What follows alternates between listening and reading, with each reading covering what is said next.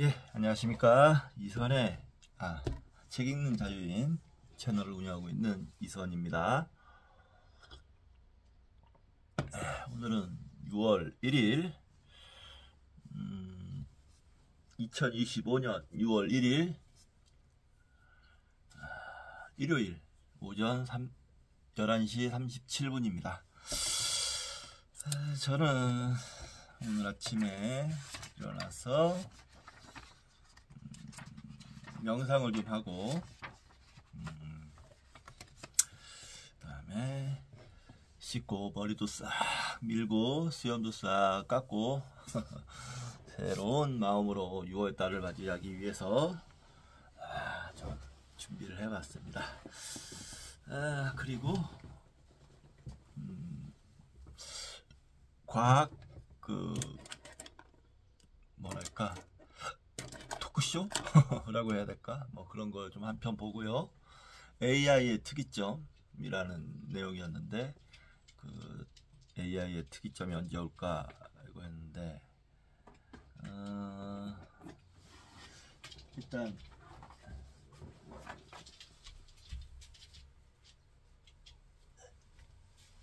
AI의 특이점이라는 개념이 뭐냐면 AI가 인간보다 똑똑해지는 그 시점을 말하는 겁니다. 근데 그 인간보다 능력 있고 똑똑해진다는 게 전반적인 것을 뜻한다기보다는 일에 관한 한이라는 뭐 이런 범위를 정하기도 하는 것 같은데, 아무튼 그 AI의 특이점이 늦어도 2030년에는 온다고, 빠르면 2025년 올해예요. 온다고 이런 얘기도 하고, 얼마 전 뉴스를 봤는데 재미있는 내용이었는데 AI가 명령을 거부하는 사건이 있었다고 그래요. 원래 AI는 인간의 명령에 따라서 움직이는 게 원칙인데 명령을 거부하는 일이 있었다고. 그게 몇 번 있었다는 것 같아요. 그래서 상당히 심각하게 받아들이고 있다고 얘기를 들었어요. 어떤 미래가 AI로 인해 어떤 미래가 펼쳐질지 정말 예측하기 어렵습니다. 정말 우리의 이런 일상은 정말 인간의 보통 이런 일상은 얼마 남지 않은 것인지, 제가 봤을 때는 이제 저는 어떻게 예상하냐면 AI가 몸을 갖게 될 때 그때가 대변혁이 일어날 거라고 생각합니다. 그게 상용화될 때, 다시 말해서 휴머노이드 로봇이 상용화가 될 때, 그때 대변혁이 일어날 거라고 저는 생각합니다. 개인적으로. 뭐 그거에 대한 그런 내용에 대한 책도 앞으로 좀 기회가 있으면 찾아보기로 하죠. 오늘은 이번 시간은 어,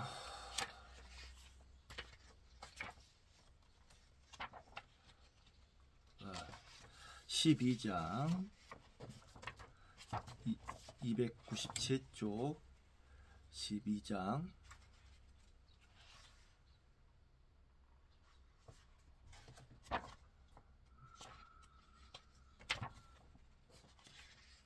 3부 마지막 장입니다. 12장 광활한 우주 속의 외톨이. 제목이 광활한 우주 속의 외톨이. 이거를 하고 밥을 먹고 와서 또 공부를 좀 더 하든지 하도록 하겠습니다. 제12장 광활한 우주 속의 외톨이.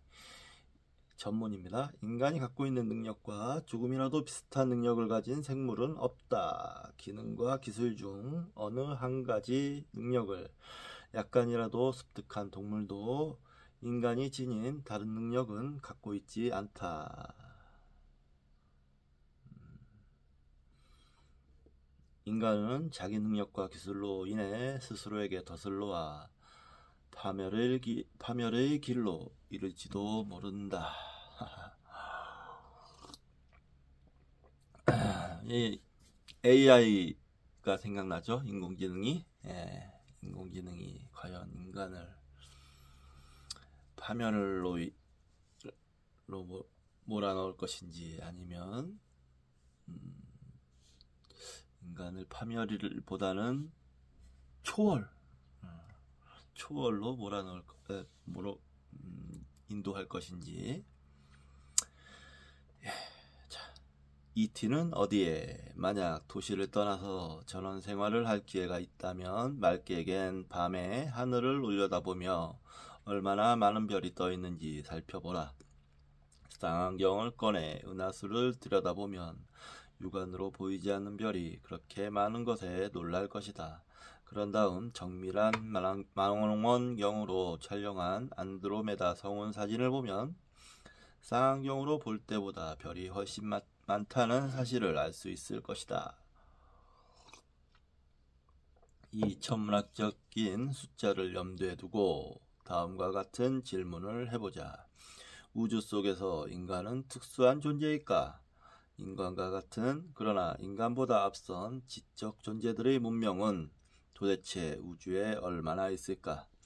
인간이 우주인과 통신하기까지, 그들을 찾아갈 때까지,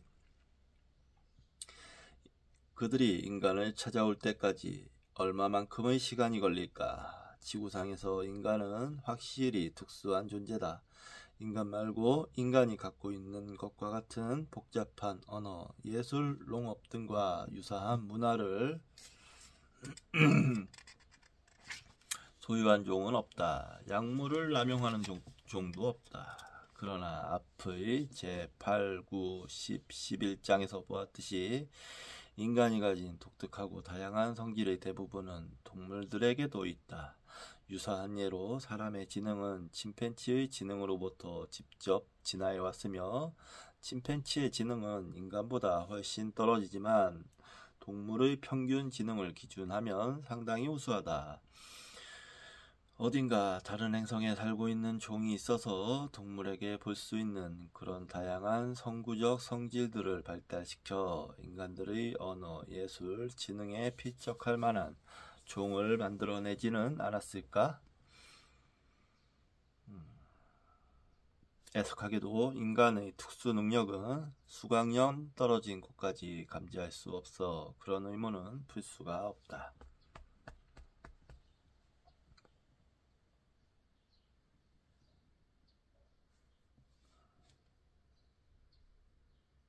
만약 우리와 가장 가까운 별 주위를 돌고 있는 행성에 예술을 즐기고 약물에 중독된 생물이 살고 있다 해도 인간은 그 존재를 확인할 수 없을 것이다.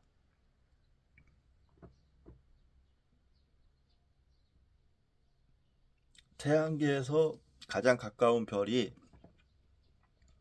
50광년인가 떨어져 있다 그러죠. 50광년이면 별이 50년 동안 가는 거리입니다. 별이 1초에 36만 킬로미터인가요? 이렇게 30만 킬로미터인가요? 그렇게 그런 속도를 가지고 있는데 그게 50년 동안 가는 거리.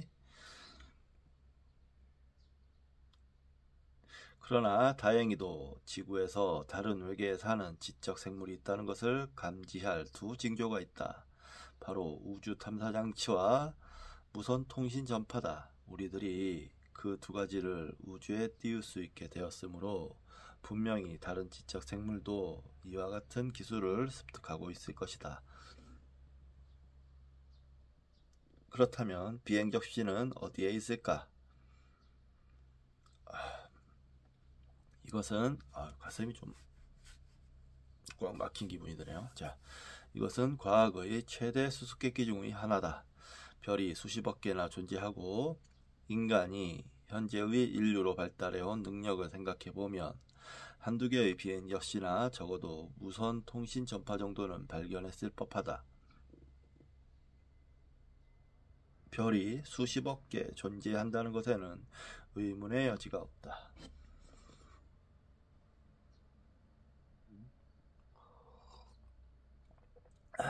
제가 전에 말씀드렸죠. 우리 우리가 속해 있는 안드로메다 은하에 태양과 같은 별이 1000억 개 이상 있다는 것이 확인되었고, 이 우주 전체로 봤을 때 그 우리의 안드로메다 같은 은하가 1000억 개 이상 있다는 것이 확인되었습니다. 뭐 말은 쉽지만 이게 상상할 수 있는 그런 종류의 스케일, 상상하기 힘든 그런 종류의 스케일이죠. 예.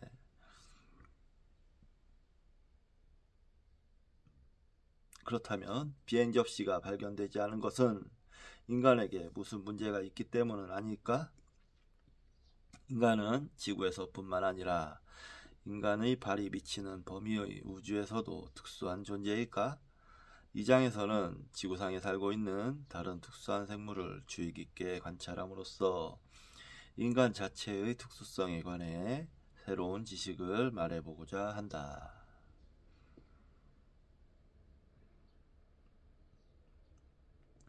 그린뱅크 공식. BC 400년경에 이미 철학자 메트로 도러스는 다음과 같이 기술하고 있다.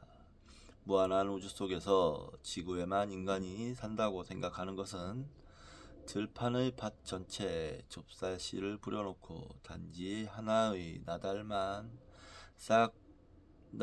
싹이 터서 자랄 것이라고 생각하는 것처럼 어리석은 일이다. BC 400년경에요. 그리스 철학자인가 보죠? 메트로도러스. 놀라운데요. 저는 처음 들어봅니다. 이런 거는 좀 체크를 좀 해놔야겠어요. 이런 얘기를 했어요? BC 400년 전에?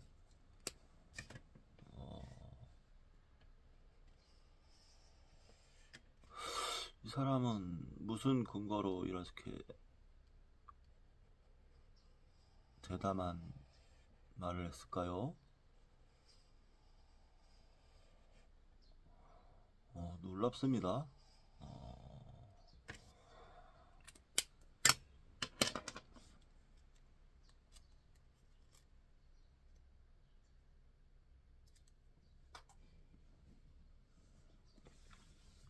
그러나 1960년 이전까지 과학자들은 이 의문을 풀기 위한 시도조차 하지 않았다.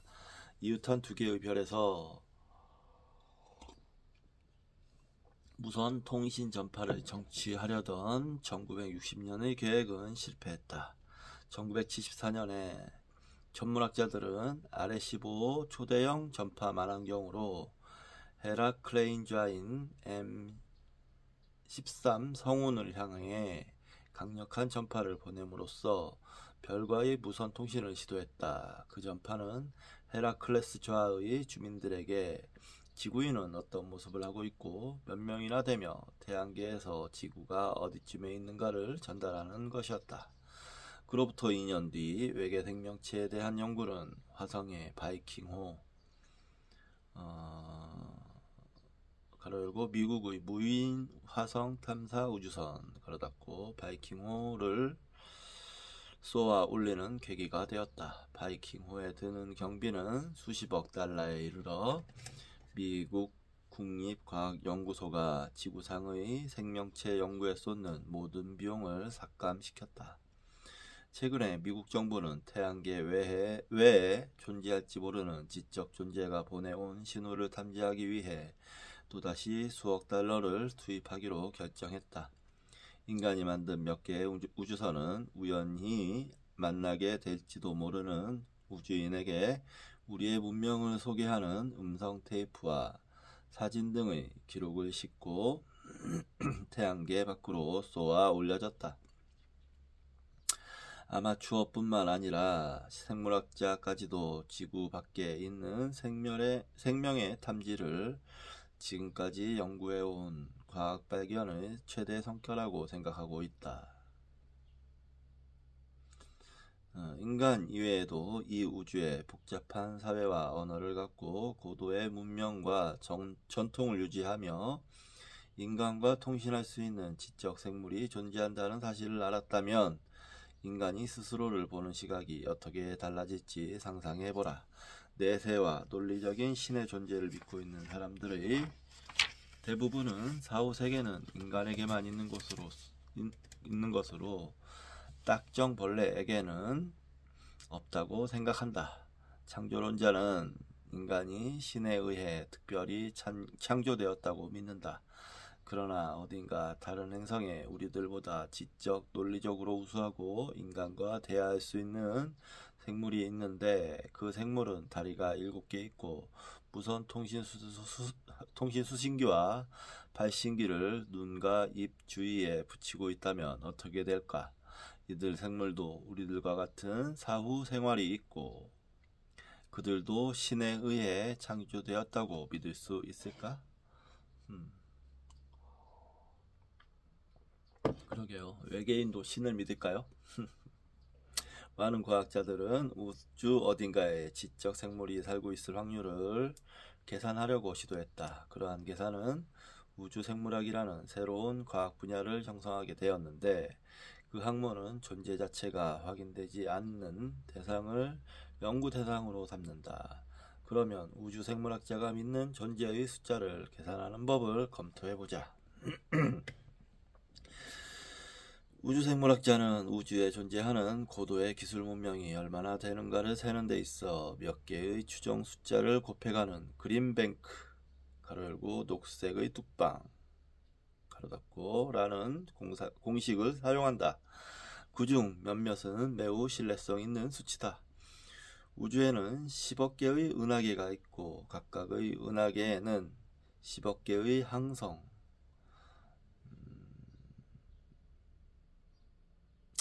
가로 열고 위치를 거의 바꾸지 않고 태형처럼 스스로 빛을 낸다. 이게 항성이죠. 항성이 있다.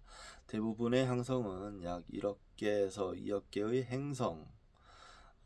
행성은 가로 열고 태양의 주위를 도는 비교적 큰 별, 수성, 금성, 지구 등이 있고 혹성이라고도 한다. 가로 닫고 을 갖고 있기 때문에 그 행성 안에는 생명 유지에 적합한 환경을 갖고 있는 행성도 많을 것이다.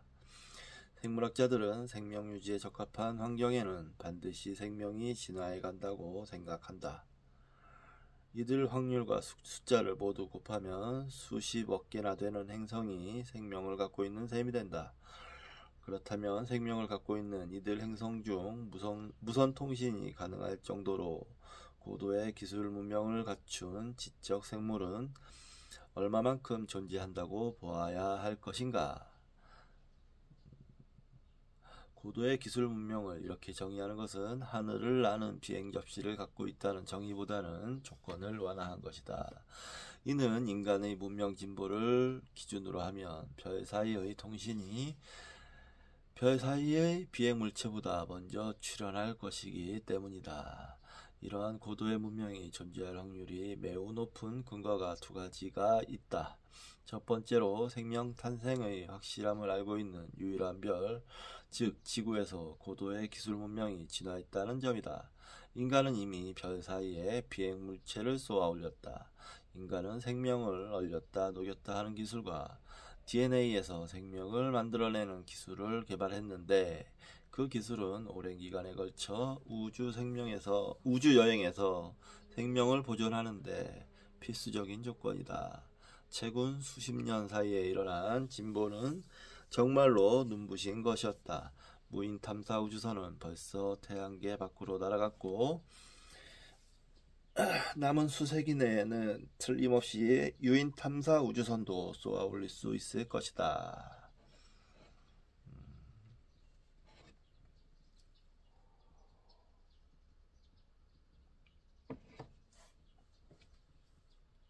그러나 생명이 살고 있을 것으로 추정되는 다른 많은 행성에서도 고도의 기술 문명이 진화했을 것이라는 논의는 그다지 설득력이 없다.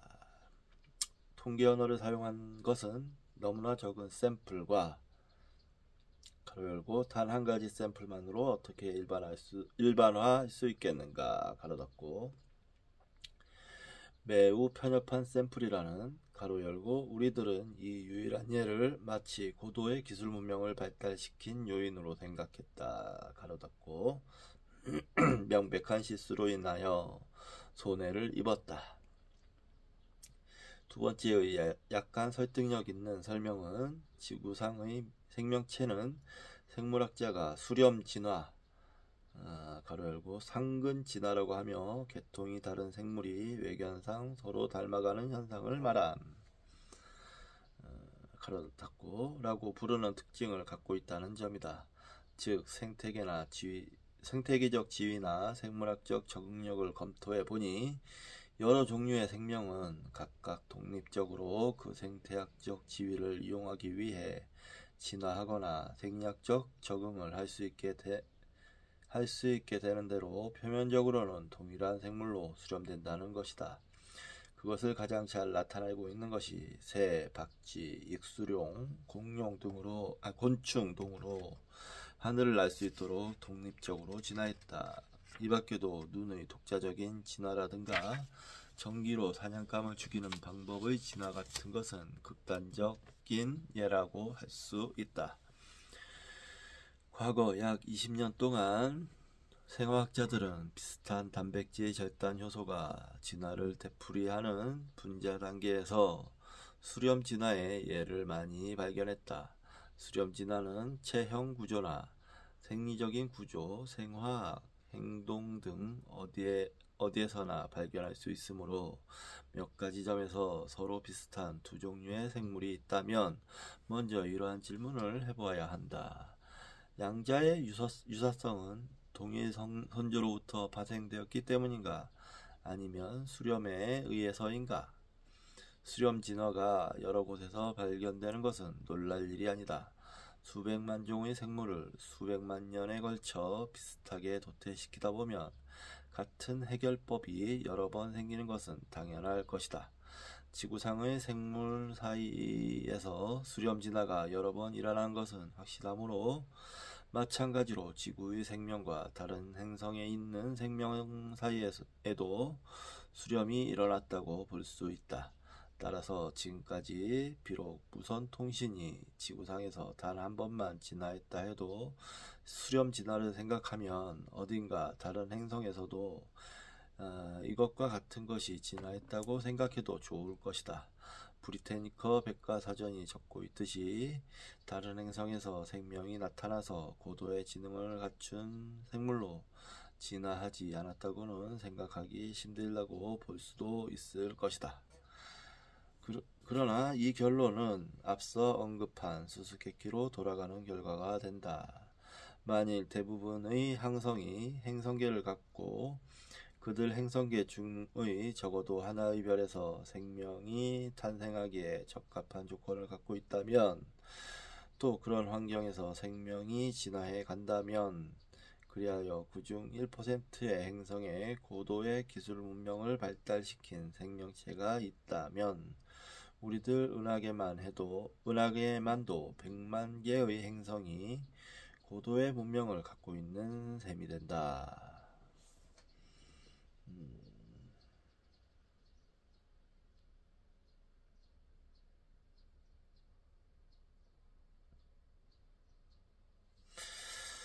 그러나 우리들로부터 수십 강년 떨어진 우주 공간에도 수백 개의 항성이 있으므로 그중 일부 혹은 대부분에도 반드시 우리 지구와 같은 생명체가 있는 행성이 있다는 결론이 나온다. 그렇다면 비행 접시는 어느 별에 있는 것일까? 우리들을 만나러 올 법한, 적어도 전파를 보내올 법한 지적 생물은 어느 별에 있는 것일까? 이제까지 전혀 발견할 수 없었다는 것은 놀랄만한 일이다. 천문학자들에게서는 일부 잘못된 점이 있는 건 틀림없다. 행성계 숫자와 생명이 탄생될 만한 행성의 비율에 관해서는 그들이 전문가이므로 신뢰할 수 있다고 생각한다. 문제는 수렴 진화에 근거를 두고 진화에 생명이 있는 행성의 대부분에 고도의 기술 문명이 탄생될 것이라고 생각한 데 있다. 그러므로 수렴 진화가 어느 정도 일어날 것 같은 행성들에 관해 더 자세히 알아보기로 하자. 아이고, 뭐 좀 어렵네요. 어려워. 예. 예, 잠시 쉬었다가 하도록 하겠습니다. 잠깐 어려워서 약간 머리가 띵합니다 지금.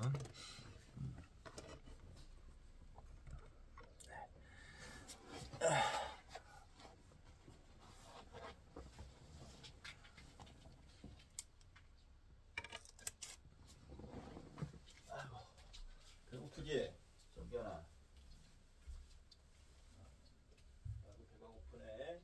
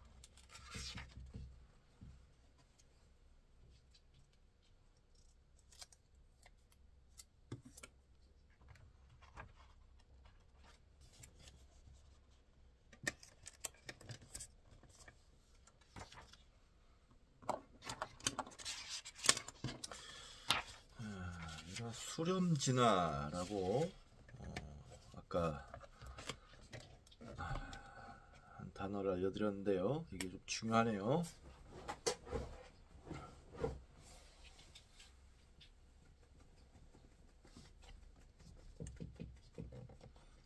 수렴진화,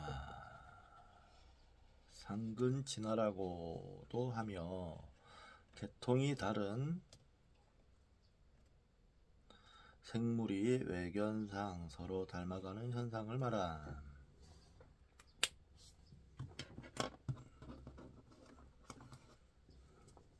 수렴진화.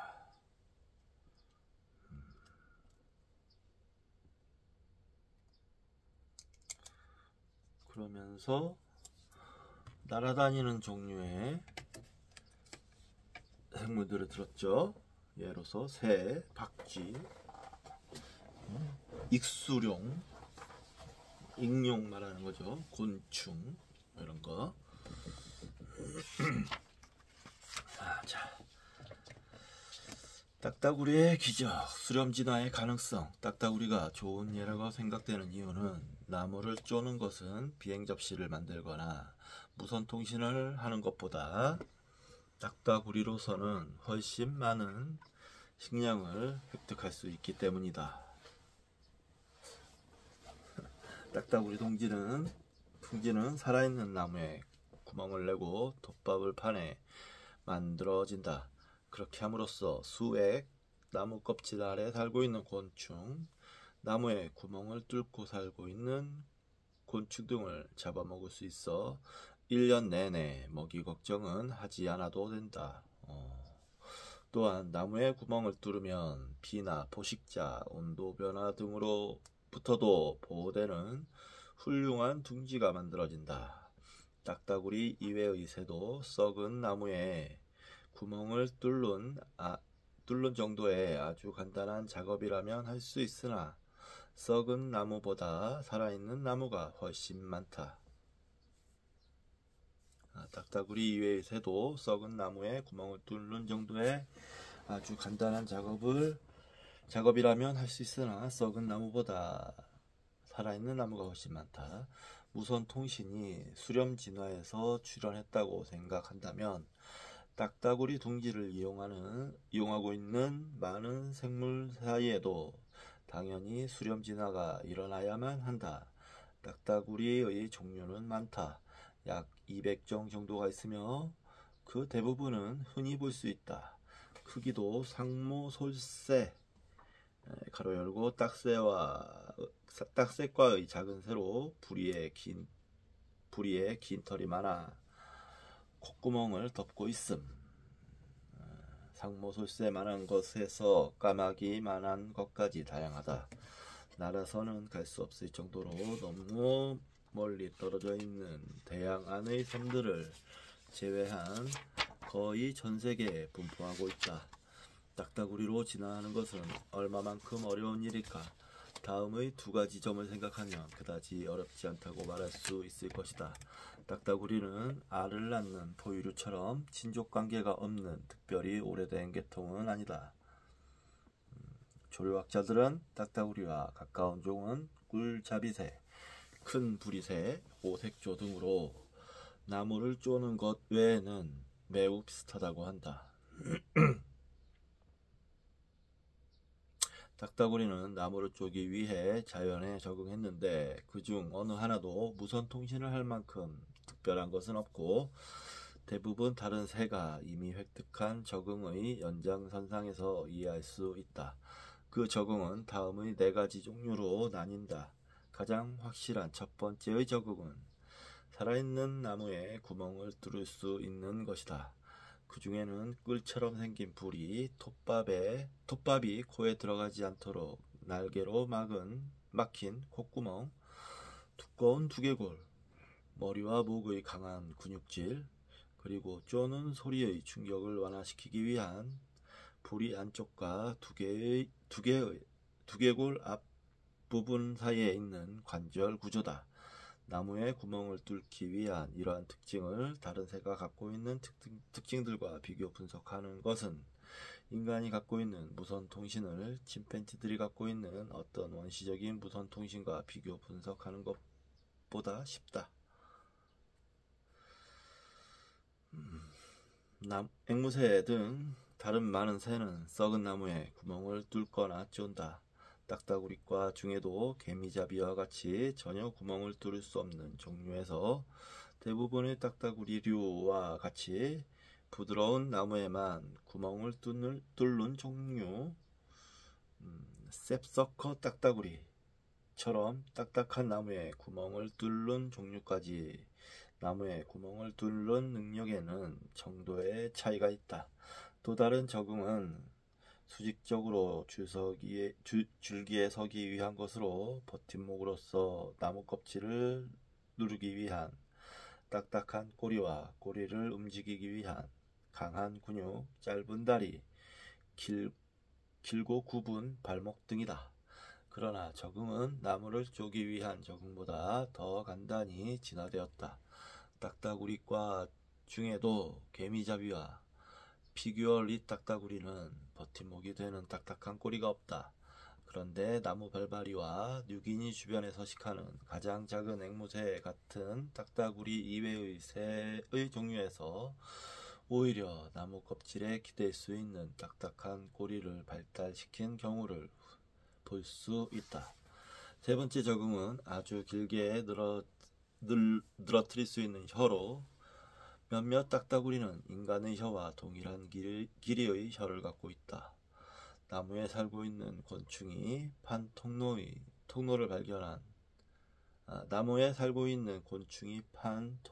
발견한 딱따구리는 혀를 사용해 그 통로 속의 수많은 갈래를 핥는다. 그러므로 모든 가지에 일일이 구멍을 뚫을 필요는 없다. 딱따구리와 같이 긴 혀를 갖고 있는 동물로는 역시 곤충을 먹고 사는 개구리, 개미핥기, 땅돼지 등이 있다. 마지막으로 딱따구리는 곤충에게 물리거나 머리로 나무를 두드려도 괜찮을 정도로 질긴 근육을 감싼 건강한 피부를 갖고 있다. 새를 박제해 본 적이 있는 사람이라면 새의 종류에 따라 피부 두께에 매우 차이가 있다는 사실을 알 것이다. 박제 기술자는 아주 얇은 피부를 가진 비둘기 무리를 넘겨주면 상당히 곤란해하지만 딱따구리, 독수리, 앵무새 같은 것을 맡기면 좋아한다. 이와 같이 딱따구리는 나무를 쪼기 위해서 많은 진화와 적응을 이룩했는데 그 대부분은 다른 새와 동물도 수렴 진화하고 있으며 독특한 머리의 적응도 그 전조를 다른 새에서 발견할 수는 있다.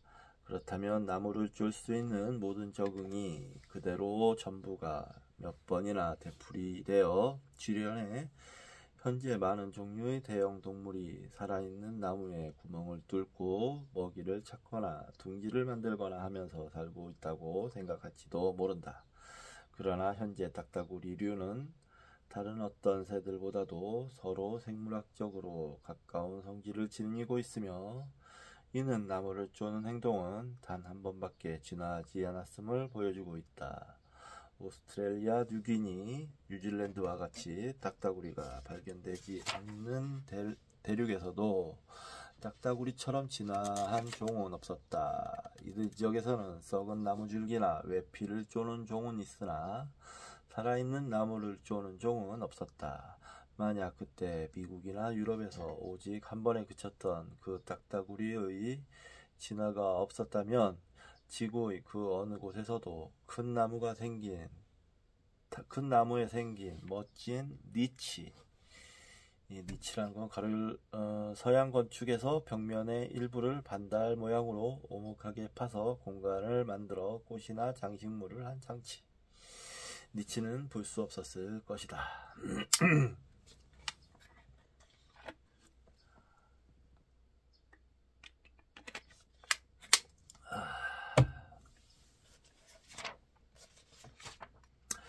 수렴 진화가 어디서나 나타나는 것은 아니며 좋은 기회는 반드시 이용되지 않는다는 것을 알리기 위해서 딱따구리 예를 들었다.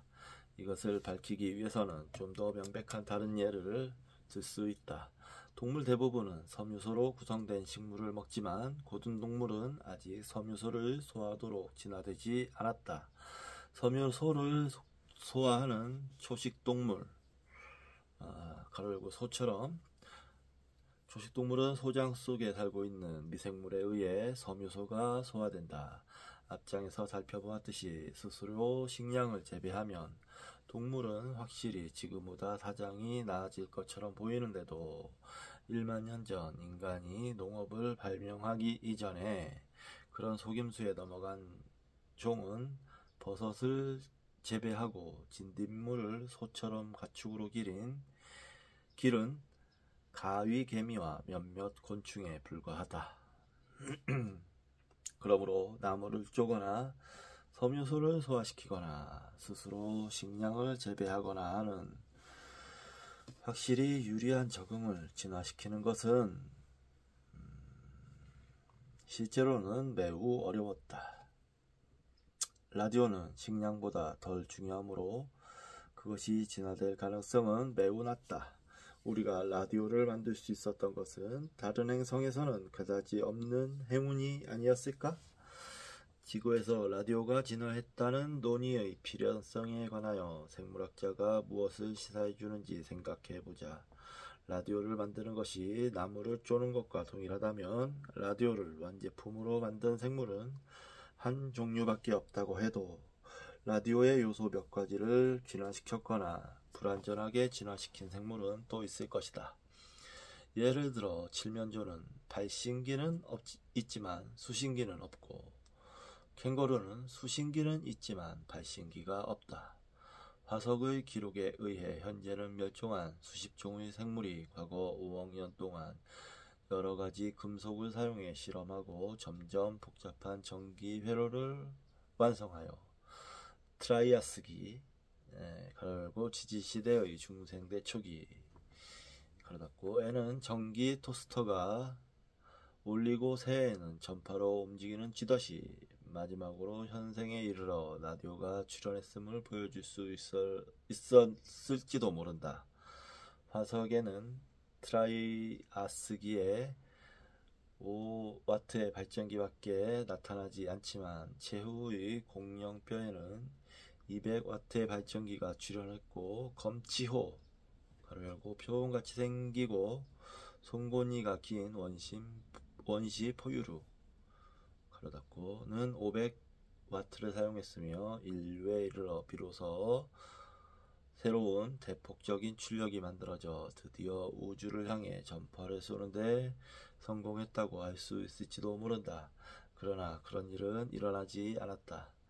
화석의 동물도 현재의 동물도 인간과 가장 가까운 침팬지와 보노보에게조차도 무선 통신과 유사한 것은 없다.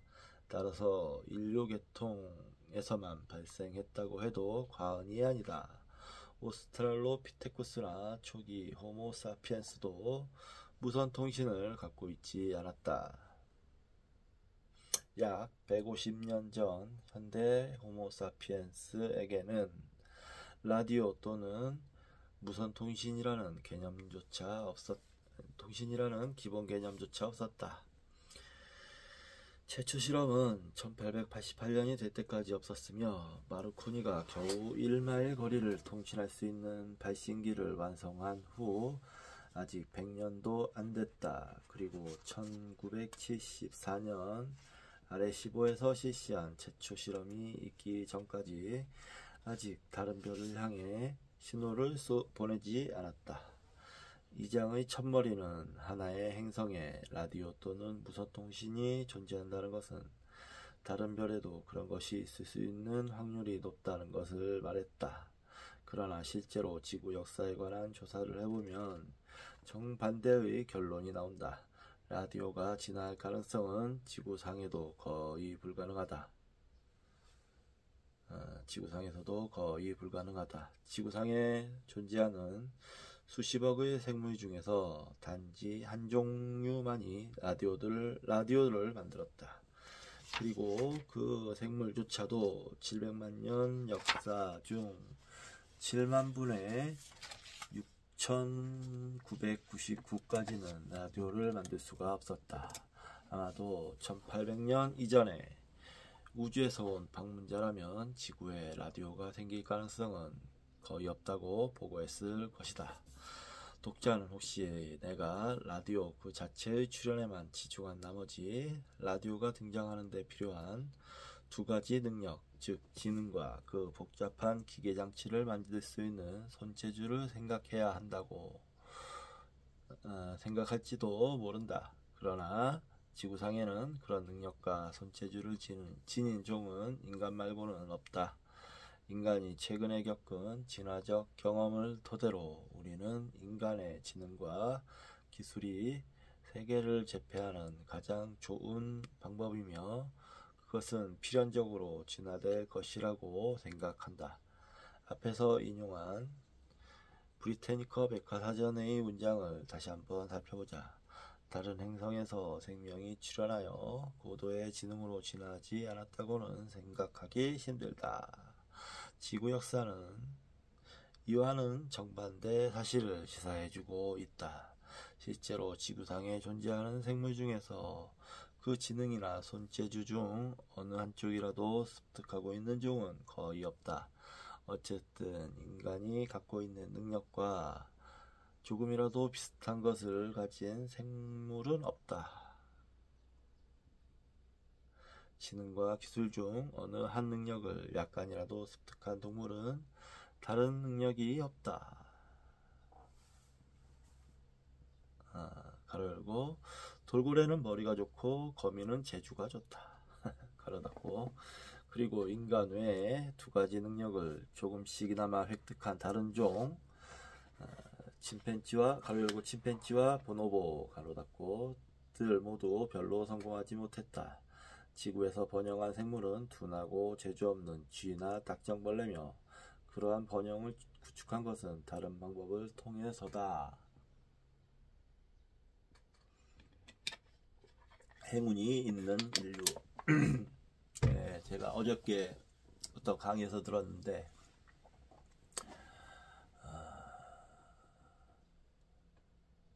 성공에는 세 가지가 요소가 있다고 해요. 실력, 노력, 행운. 이건데 근데 사람들은 너무 행운이라는 요소를 무시하는 경향이 있다고 합니다. 그 책도 아마 제가 살 예정인데 그거 좀 나중에 읽게 되면 자세히 말씀드리겠습니다. 행운이 있는 인류, 별과 별 사이의 통신이 가능한 문명의 수를 추정하기 위한 그린뱅크 공식 중에서 남은 미지의 변수는 하나뿐이 되었다. 문명의 수명이라는 변수다. 라디오를 만드는 데 필요한 지능과 기술은 라디오보다 훨씬 오래된 인류 특유의 성질이었다. 그것은 대량 살생과 환경 파괴를 위한 도구를 만드는 목적으로도 유효하다. 우리들은 이 모두에 매우 능숙하며 스스로 놓은 덫에 빠지게 되었다. 우리는 제명에 죽지 못할지도 모른다. 대여섯 나라가 인류를 한순간에 죽음으로 몰아넣을 수단을 갖고 있으며 그것을 손에 넣으려고 서두르는 나라도 많다. 폭탄 소유국은 과거에는 현명한 지도자가 있었던 것도 사실이나 현재 폭탄을 소유하려는 나라의 지도자 중에 현명한 사람이 있다고 해도 이 지구상에 라디오가 영원히 존속할 것이라는 희망을 갖게 하기에는 부족하다. 폭탄이라면 여기서는 기본적으로 핵폭탄을 얘기하는 거겠죠. 네, 핵폭탄. 인간이 라디오를 발명한 것만으로도 매우 신기한 행운이었는데 우연한 기회에 또는 순간적으로 인류를 공경에 빠뜨리는 기술을 개발하기 전에 라디오를 발명한 것은 더욱더 다행한 일이었다. 지금까지의 지구 역사를 돌이켜보면 다른 행성에 라디오가 존재할 희망은 별로 없어 보이나 만약 그런 문명이 있다 해도 그 수명은 짧을 것 같다. 어딘가 다른 곳에서 발생한 지적인 문명은 우리들이 지금 하려는 것처럼 하룻밤 사이에 자기들이 이룩한 진보를 뒤집어 엎었을 것이기 때문이다. 예, 무시무시한 말입니다. 예. 만일 그렇다면 우리들은 매우 운이 좋다. 수억 달러의 돈을 들여 외계의 생물을 찾고자 하는 천문학자들이 가장 명백한 질문에 대해서 아무 생각도 없다는 사실이 놀랍다. 만약 지구 밖에 생물이 있으며 그들이 인간을 발견한다면 어떻게 될까? 천문학자들은 암묵적으로 인류와 녹색의 작은 괴물은 서로 반기며 마주 앉아 즐거운 대화를 나눌 것이라고 가정한다. 그러나 이쯤에서 지구에서 얻은 인류의 경험이 다른 인류에게 가르쳐주는 바가 있다.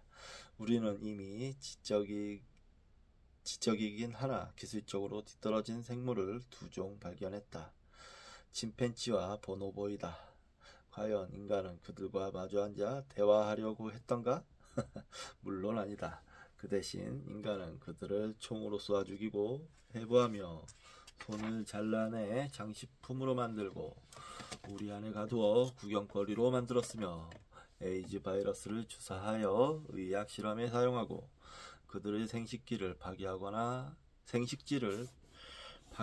빼앗았다. 그것은 예측할 수 있는 일이었다.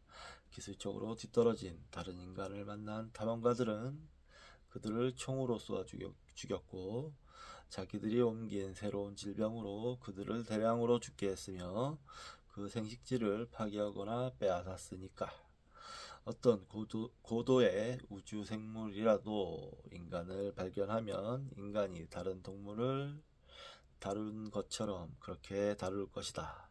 아레시오에서 전파를 보내 지구가 어디에 있고 어떤 주인이 살고 있는가를 알려주는 전문학자들의 행동을 다시 한번 생각해보자. 어리석은 그 자살적 행위는 황금에 미친 스페인 사람들이 부를 쫓아왔을 때 자기들의 재산과 보물을 보여주고 길 안내까지 해준 잉카 체우의 황제 아타왈파의 어리석은 행동과 다를 바 없다. 예, 저도 그런 생각을 했어요. 참 바보처럼 우리가 여기 있다 그러면서 어떤 존재가 있을지도 모르는데 뭐 보이저호에다가 실어보내고 전파를 쏴서 알리고 하는 게 과연 현명한 행동이었을까? 라고 저는 생각했었어요. 네. 똑같이 다이아몬드 박사님도 생각하고 계시네요. 만약 정말로 인간의 손이 미치는 범위에 전파 문명이 있다면 이들 문명은 우리의 발전기 스위치를 서둘러 잘라버리고 절대로 발견되지 않게 해야 할 것이다. 반대의 경우 인류는 파멸할 뿐이다. 동감합니다. 인간에게 다행스러운 일은 우주에서 신호가 전혀 없다는 점이다. 그렇다. 우주에는 수십억 개의 은하와 몇십억이라는 별이 있다. 그 중에는 발신기 한두쯤은 있을지 모르지만 그렇게 많지도 않을 뿐더러 오래가지도 못할 것이다. 어쩌면 우리 은하계 중 지구에서 수백 광년 떨어진 범위 안에는 확실히 존재하지 않을 것이다. 앞서 언급한 바와 같이 딱따구리 비행 접시와 연관해서 깨우쳐주는 교훈은 인간이 외부 생명을 발견하는 일은 당분간 없을 것이라는 점이다. 이론이야 어떻든 인간은 수많은 별들의 우주 속에서 고하다. 그 얼마나 다행한 일인가. 예, 저 동감합니다. 예, 적극 동감합니다. 역시 다이아몬드 박사님은 현명하신 분입니다.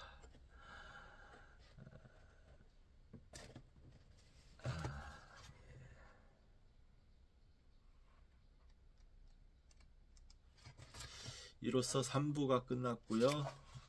책은 이제 5부까지 있는데 4부로 들어갈 겁니다. 4부는 이제 인간 좀 약간 역사적인 상황에 대해서 이야기가 진행될 것 같습니다. 4부의 제목은 세계의 정복자입니다. 자, 300쪽 이제 넘게 읽었네요. 책이 뭐 한 511쪽까지니까 한 200쪽 정도 남았습니다. 예. 자, 저는 이제 여기서 끊고 밥을 좀 먹으러 가겠습니다. 밥 먹고 좀 약간 지금 좀 졸리거든요. 지난 금요일에 너무 무리를 했는지 정말 피로가 완전히 풀리지 않은 느낌입니다. 좀 졸리고 그래요. 예. 일단 밥을 먹고 다음 시간에 뵙도록 하겠습니다.